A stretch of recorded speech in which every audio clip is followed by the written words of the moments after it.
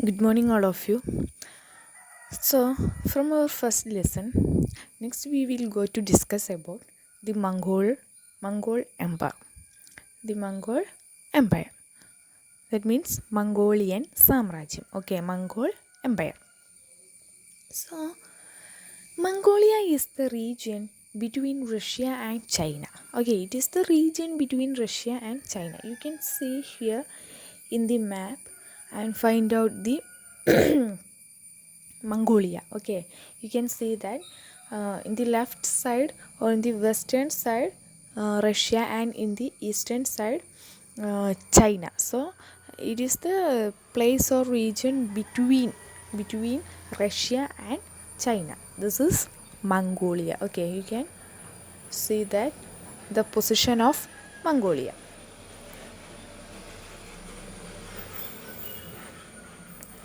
So, it is a region characterized by vast meadows and desert and mountains. So, here it is says that the topographical features of Mongolia. What are they?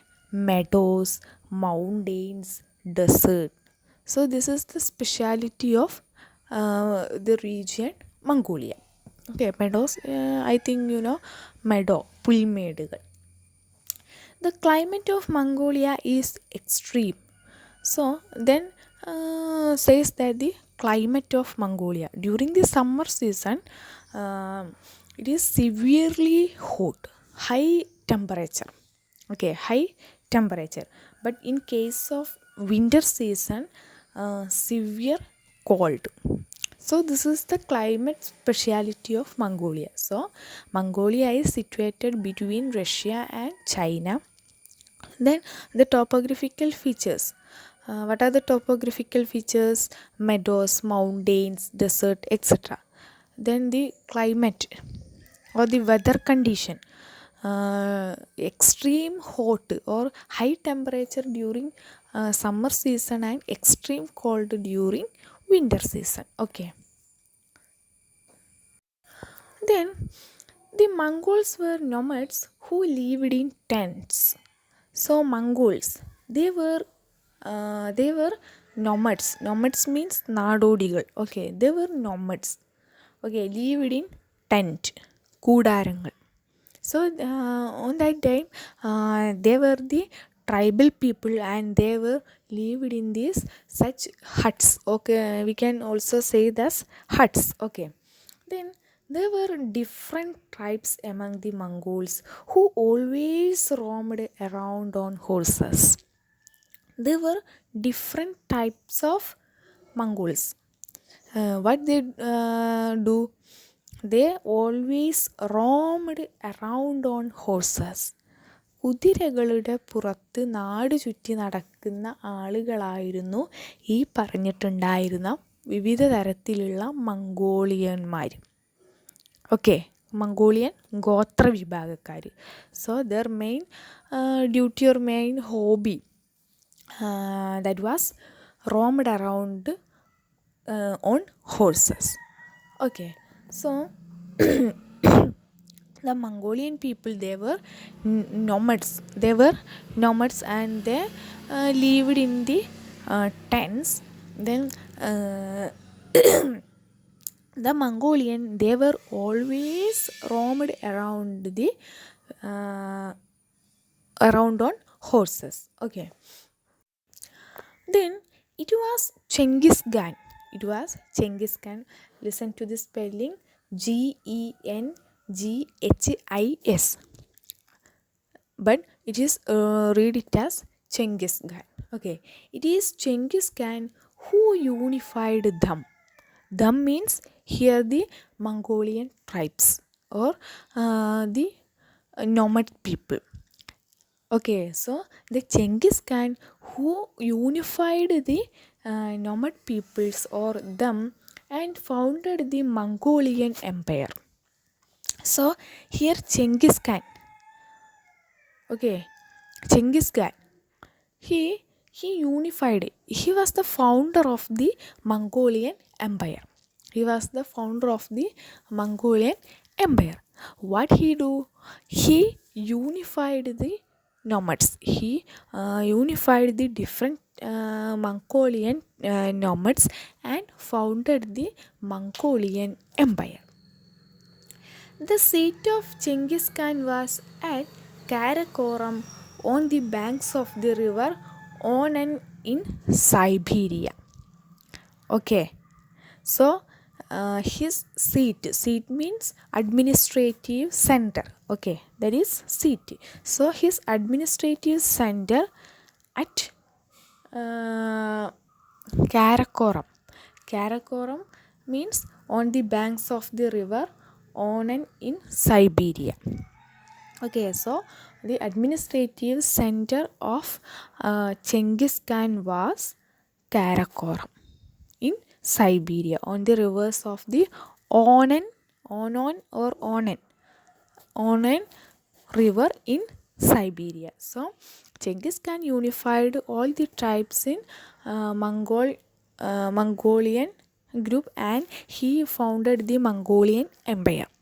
Then his administrative center, Karakoram was the administrative center of the Genghis Khan. Then next, Mongol army. Mongol army. The chief characteristic feature of the Mongol army was its strong cavalry. Cavalry means Shaktamaya Kudirapada. So that is the chief feature or ultimate feature of the Mongol army. That is cavalry. Cavalry means ശക്തമായ കുതിരപ്പട ആയിരുന്നു. Then the main attraction of the army was the small cannon which could be used while sitting on horseback. Then what was the feature of this army? That is the small cannon. Cannon means പീരങ്കികൾ, ചെറിയ പീരങ്കികൾ. അപ്പോൾ കുതിരപ്പുറത്ത് ഇരുന്നു കൊണ്ട് ഉപയോഗിക്കാൻ കഴിയുന്ന ചെറിയ പീരങ്കികളായിരുന്നു ഈ പറഞ്ഞിട്ടുള്ള മംഗോളിയൻ ആർമിയുടെ പ്രധാനപ്പെട്ട മറ്റൊരു സവിശേഷത. So they have A strong cavalry and the ultimate feature of this army is the small cannon which could be used while sitting on horseback. Okay. Then the administrative reforms of the Genghis Khan. What are the major administrative reforms of Genghis Khan? Listen. It was Genghis Khan who unified and founded the Mongolian Empire that already we discussed. The seat of Genghis Khan was at Karakoram on the banks of the river Onan in Siberia. Already discussed. Then the chief characteristic feature of the Mongol army was its strong cavalry. ശക്തമായ കുതിരപ്പടയായിരുന്നു അവരുടെ സൈന്യത്തിൻ്റെ പ്രധാനപ്പെട്ട പ്രത്യേകത എന്ന് പറയുന്നത്. Then the main attraction that was the small cannon which could be used while sitting on horseback. Then Genghis Khan also maintained a well-organized espionage to connect the distant places of the empire with the administrative center. The Mongolians introduced the postal system using horses. Okay. So Genghis Khan also maintained a well-organized espionage. Espionage means ചാരസംഘടന എന്നൊക്കെ നമ്മൾ പറയില്ലേ, ചാരസംഘടന, ശക്തമായിട്ടുള്ളൊരു ചാരസംഘടന Genghis Khan ഉണ്ടായിരുന്നു. അതാണ് espionage. Then to connect the distant places of the empire with the administrative centre. Okay, to connect the distant places with the administrative center, the Mongolians introduced the postal system using horses. So Genghis Khan was the first empire who introduced the postal system to connect the distant places with the administrative system. Today we have a lot of facilities to connect the distant places such as different types of social media, phones. Okay, so on that period he was the first emperor to introduce the postal system during medieval period. Okay. This communication system was known as the courier. So this communication system, this postal system was known as courier. The courier system of Genghis Khan was speedy and effective. So it was very speedy and effective. So these are the administrative system of the Genghis Khan. That is, he introduced a well organized espionage, that means Chara Sangadana, and to connect the distant places with the administrative system, he introduced the postal system. That postal system was known as courier system, that is very speedy and very effective. So these were the administrative system of the Mongolian empire or Genghis Khan administrative system. Okay. Next one, Mali Empire. Mali Samrajyam. Okay. Listen.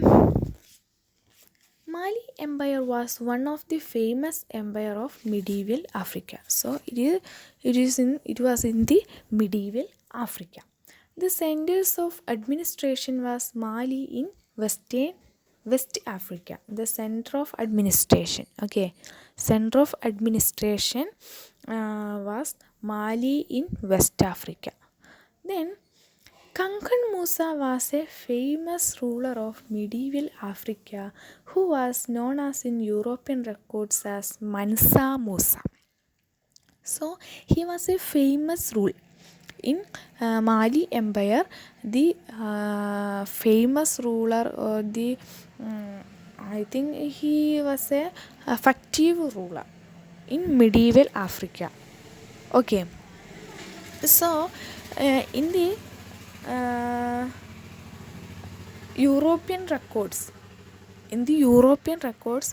he also known as Mansa Musa. Mali had a huge treasures of gold, and hence it was a very wealthy region at that time. So on that period, Mali has huge treasure of gold, സ്വർണത്തിൻ്റെ നിധിശേഖരങ്ങളുള്ള ഒരു പ്രദേശമായിരുന്നു മാലി എന്ന് പറയുന്നത്. അതുകൊണ്ട് തന്നെ മാലി എന്ന് പറയുന്ന പ്രദേശം അക്കാലത്ത് വളരെ സമ്പന്നമായിട്ടുള്ള പ്രദേശം ആയിരുന്നു. Okay, so Kangan Musa, he was the prominent ruler in the Mali Empire. Okay, Mali is a region in Africa. Okay. Timbuktu in the Empire of Mali was the most important cultural and commercial center of medieval Africa. Timbuktu. Timbuktu is a name of place. Okay, Timbuktu is a name of place. It was the cultural and commercial center. Famous cultural and commercial center during that period, Timbuktu. Okay. Merchants from Venice, Granada, and Genoa reached Timbuktu for marketing their merchandise such as gold and ivory. So, from the different parts of the world, the traders were reached in this cultural center, Timbuktu. From where? Venice, Granada, Genoa. Okay, for what they reached? For the trade of the ivory and gold. Ivory means anakumbu. So ivory and for merchandise or for the trade of the gold and ivory. Okay, so this is a famous, Timbuktu was a famous cultural and trade center on that period. Okay, so that's why there are from the parts of the world, from the different parts of the world such as Venice, Granada and Genoa, the trade is reached in this Timbuktu for the merchandise of the gold and ivory. Okay. Then Timbuktu was not only a center of the center of this gold and trade of the gold and ivory, but it was also a center of the slave center. It was also a center of the slave center. Slave centre means അടിമ കച്ചവടം, അടിമകളെ കച്ചവടം ചെയ്യുന്ന ഒരു പ്രധാനപ്പെട്ട കേന്ദ്രം കൂടിയായിരുന്നു Timbuktu. Then the University of Timbuktu was one of the leading center of knowledge of that period. Okay, the university. Okay, the University of Timbuktu. It was a famous educational center. The university attracted students from all parts of the world. So this is a famous university. That's why the students from different parts of the world were attracted to this university. The great mosque constructed by Kangan Musa at Timbuktu was the leading center of Islamic studies during the medieval period. Okay, great mosque. So during the period of Kangan Musa, he constructed the great mosque. Great mosque related to Islamic studies. So this is about Mali Empire.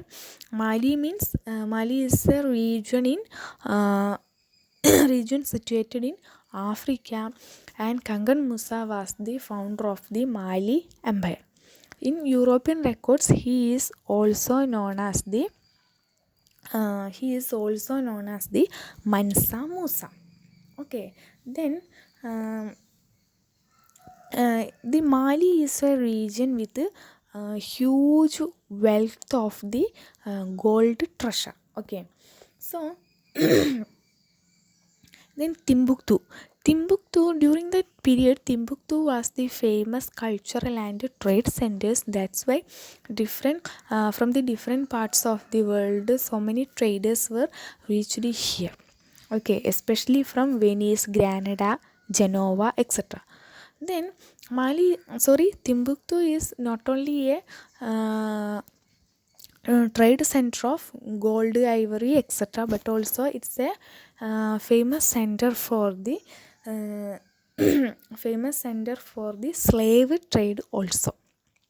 Okay, then the another feature of Timbuktu, that was the university.